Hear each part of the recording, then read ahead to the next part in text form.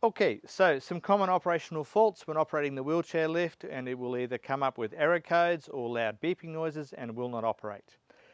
The issue most of the time is the Japanese wheelchair restraints, which most of the time do not comply in Australia and need to be replaced with a quality Q restraint that meets Australian standards or a similar type of item. These Japanese restraints have a switch here to engage them and disengage them, and they also have another switch here that will operate them and will give out beeping noises that, if it's not in the right sequence, will stop. The first most common fault is the lift is put in without the two beeps going off, and it will constantly alarm. So if the lift is put in but it does not do two beeps, it will constantly alarm. It will alarm while you're driving and will not stop till you press the button in. It will not go backwards. It will only alarm like this till you hold the top button in for 3 seconds and hear 2 beeps. Once it has cleared that, the alarm will go off. The other most common fault is that the rear switch for the restraints is in the wrong position, or that the hook comes out of the white switch off the rear wheelchair restraint while in operation. The lift will constantly alarm and will stay alarming even while driving till you put the hook back in the switch and turn the restraint off. Press it twice, 2 beeps, it will clear and back in. The second set of restraints have the same problem, that if this switch is not fully located in its white, it will alarm and the lift will not move. The button for the restraints is located here on the steel frame down low.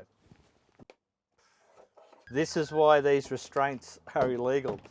This one is not working.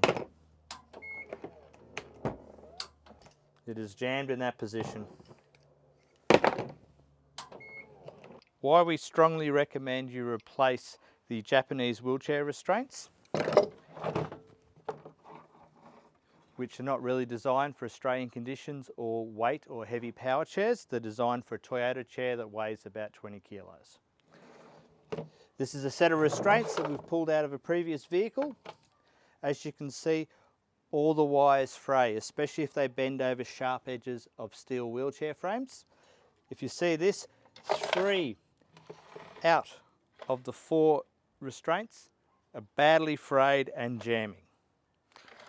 This one here will not go back into its retractor at all, and this one goes very slowly and jams. These in here are little plastic pulleys that fail with about 200 kilos of load.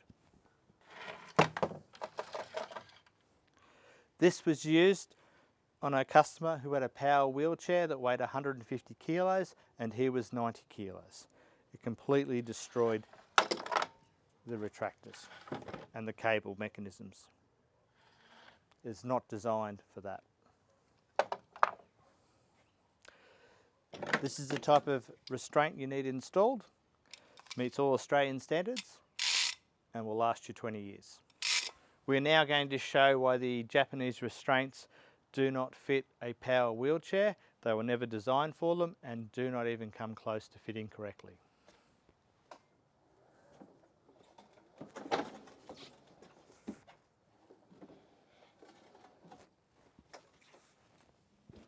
Just cut that bit. Okay.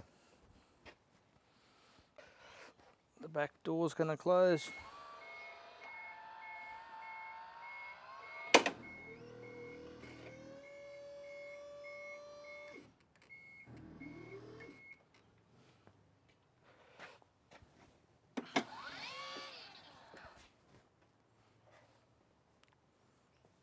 They're free. As you can see, the wheelchair is far too large for the width of the restraint base, and that when you hook them up, the steel cable that has no protection sits sharply on steel edges on the wheelchair, and when the wheelchair goes backwards and forwards and moves up and down, it cuts the restraint cable. This is the front restraint, and as you can see, it only comes to halfway up on a power chair. This is not secure, and the only other option is to run it through the steel frame over the front. So with the restraints locked and tight, the power wheelchair is no way ever secure, and it is dangerous. You need to get proper wheelchair restraints fitted that meet Australian standards.